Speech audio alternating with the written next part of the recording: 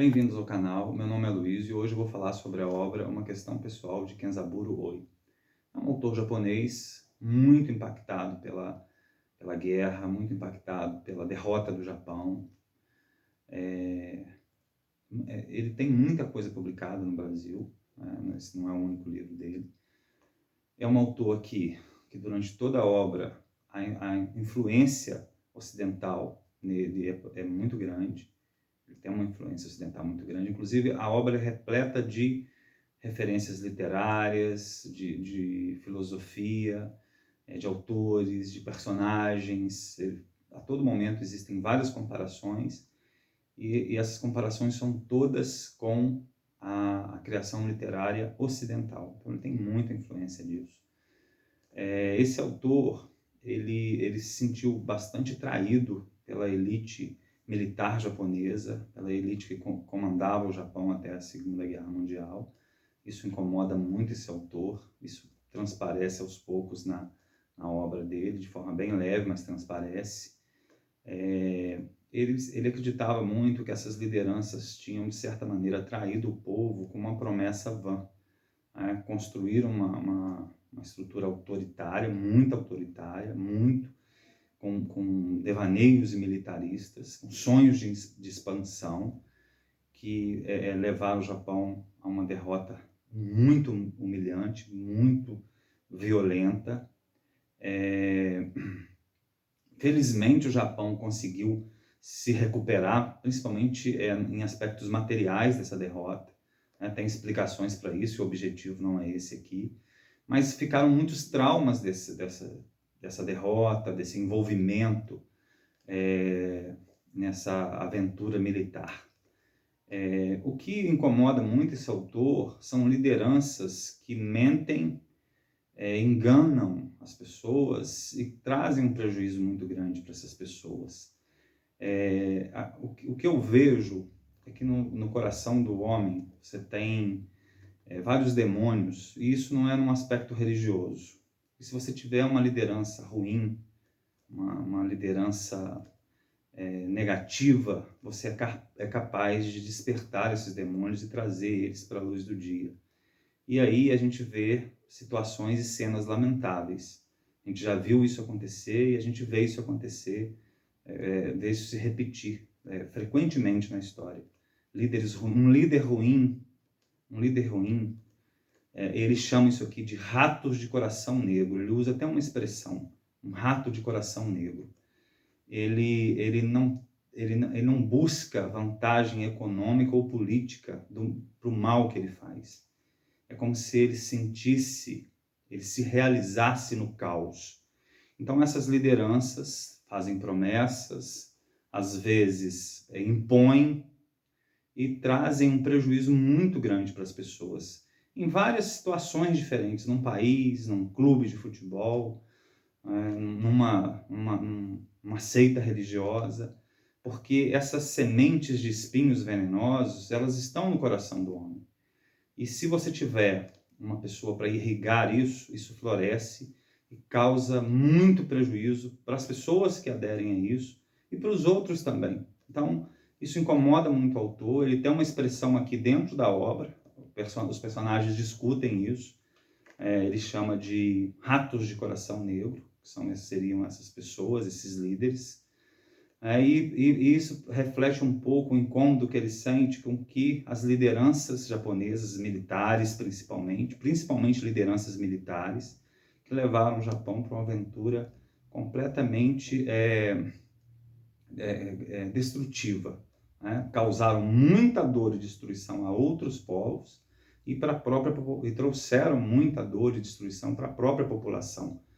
Chamam as pessoas, organizam as pessoas, e quem paga o maior preço normalmente são as pessoas comuns, são as pessoas até de boa fé que acabam se entregando a essas lideranças.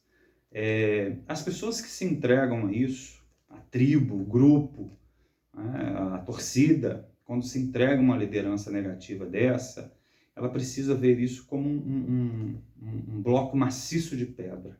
A crença dela nessas lideranças se transforma num bloco maciço. Eu até já falei isso. E esse bloco ele não admite rachadura nenhuma, fissura nenhuma, nenhuma dúvida. Elas acreditam cegamente nessas pessoas até ser tarde demais. Infelizmente isso aconteceu, isso continua acontecendo na história. E digo para vocês, tanto a direita quanto a esquerda, tá? As pessoas que se entregam cegamente a lideranças, a tendência da liderança que exige uma obediência cega já é uma liderança ruim por si. Bem, aqui nós temos a história de um professor de cursinho, né? Transparece muito essa preocupação dos japoneses com a educação, quanto isso é competitivo lá. Então é um professor que dá aula para cursinho. Ele tem um nome de pássaro, que ele é Bird, ele é o Bird, o tempo todo eles usam esse nome para lidar com ele.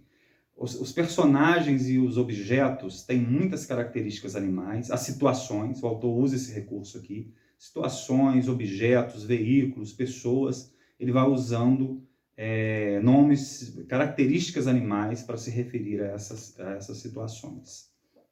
E esse professor, ele tem assim um devaneio com a África, ele quer uma aventura na África, ele fica sonhando com isso, ele fica imaginando isso. Ele quer muito ir para a África, então ele tem um mapa do continente africano, ele tem livros sobre a África, cartas geográficas da África, porque ele quer conhecer a África, e isso é um escapismo para ele. Ele acha que a vida dele é uma coisa muito ruim, o casamento é ruim, o dia a dia para ele é uma coisa que ele não tolera. Então ele quer ter uma vida de aventuras na África. Ele quer ter uma vida de aventuras e ele acredita que indo para a África, ou pelo menos alimentando esse sonho, faz com que ele possa escapar dessa rotina brutal. Né? Brutal no sentido de tédio extremamente incapacitante para ele. Mas aí a mulher dele fica grávida e o filho vai nascer. Essa criança para ele significa assim a pá de cal na possibilidade dele conseguir viver essa vida de aventuras. Então ele fica muito aborrecido com isso, ele não quer, ele não quer esse filho, ele não quer esse filho desde o início. Mas assim que o filho nasce, ele recebe uma notícia muito impactante, que esse filho nasce com um problema, uma paralisia cerebral, um problema cerebral muito grave, muito sério. E os médicos dizem que se ele sobreviver, ele vai ter uma vida vegetativa e possivelmente muito breve também. Então, ele fica... Há um sentimento muito ambíguo aqui, porque ele fica, de certa maneira, feliz que esse filho vai morrer. Ele vai morrer rápido, então não vai ter esse empecilho, esse obstáculo na vida dele. E ele vai poder se desvincular dessa vida banal. Bem, então o filho nasce, está com esses problemas, ele é transferido para um hospital e ele meio que se entende com os médicos para que eles não alimentem essa criança, não alimentem ela de maneira adequada para que ela venha a morrer e ele possa se desvincular diz que seria uma situação muito embaraçosa e trabalhosa para ele. Ele teria que se dedicar a essa criança muito. Então ele não quer que ela sobreviva, ele acha ela muito feia, né? Ele acha essa criança deformada, então ele quer que essa criança morra. E aí a gente vai passar a lidar todo o tempo com essa expectativa de que ele não faça nada para impedir que essa criança morra. Ao contrário, ele pede aos médicos, né, que diminuam a alimentação dessa criança, façam uma alimentação bem mínima para que ela possa morrer de inanição. Isso é bem angustiante. Isso vai até o final da obra. Há uma discussão aqui também, se uma pessoa pode rejeitar e condenar uma vida que não é a dele, na vida dessa criança, ele como pai. E aí o caminho leva para essa discussão da questão do aborto. Ele introduz uma questão moral aqui, essa discussão desse homem, né? E ele faz isso de maneira bastante habilidosa, porque aqui quem vai decidir se a criança vive ou não é o pai. E, na verdade, até o final, o que vai depender aqui da redenção ou não desse homem é a decisão que ele vai tomar bem no finalzinho do livro, se ele deixa essa criança morrer ou não. E aqui a gente tem um aspecto que a gente pode ver uma alma dissecada a nu. O que a pessoa realmente pensa, o que a pessoa realmente deseja. A literatura permite isso para a gente. A gente pode ver a alma desse homem. A gente pode ver os desejos dele, desejos secretos que muitas pessoas, a maioria das pessoas não revelam, né? E ele vai, até o final, lidar com isso. E uma questão que coloca aqui, uma questão que eu diria ontológica, é o que você é. A gente sabe o que a gente é, a gente sabe o que a gente é capaz, o que a gente é capaz de fazer. E o personagem aqui reflete sobre isso, porque ele não foi para a guerra, ele teria uma oportunidade de ir para a Guerra da Coreia, não da Segunda Guerra Mundial, que ele era bem jovem, mas ele teria uma oportunidade de ir para a Guerra da Coreia, ele não foi. Então ele não sabe se ele é um covarde ou não, porque ele nunca foi para a guerra. Então o sonho dele de ir para a África também é uma maneira dele verificar se ele é realmente corajoso. Porque aí a questão aqui é o seguinte, a gente imagina que a gente é alguma coisa até que uma situação limite se apresente para a gente. Enquanto essa situação limite não se apresenta verdadeiramente, a gente não sabe o que a gente é. Então, além da gente não conhecer as pessoas, a gente não conhece, nós não nos conhecemos propriamente. O autor faz uma reflexão sobre isso.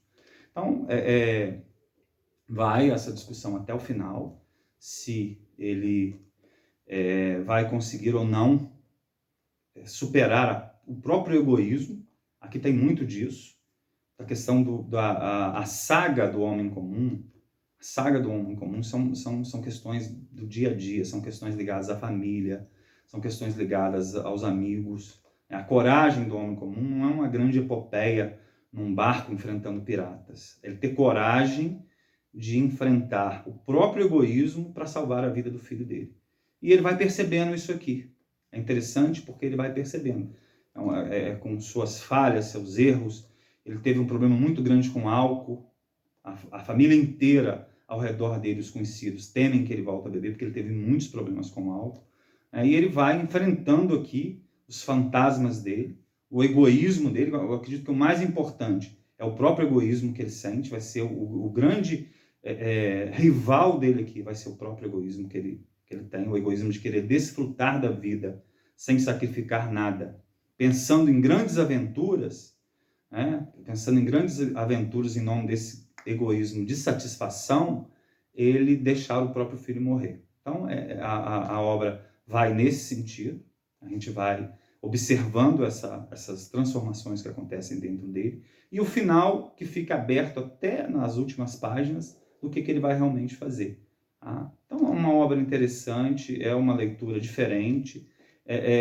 A sociedade japonesa é muito diferente para nós, muito fechada, muito tradicional, mas algo que me chama a atenção na maioria dos livros de autores japoneses que eu li é como eles tratam as questões sexuais, o erotismo de forma muito natural, muito tranquila, sabe? Assim, quebrando inclusive alguns tabus. Isso também me chama muita atenção. A gente tem uma visão da sociedade japonesa muito fechada e tradicional, mas eles têm uma abertura na literatura que desperta a minha atenção. Bem, é isso. Recomendo muito essa obra.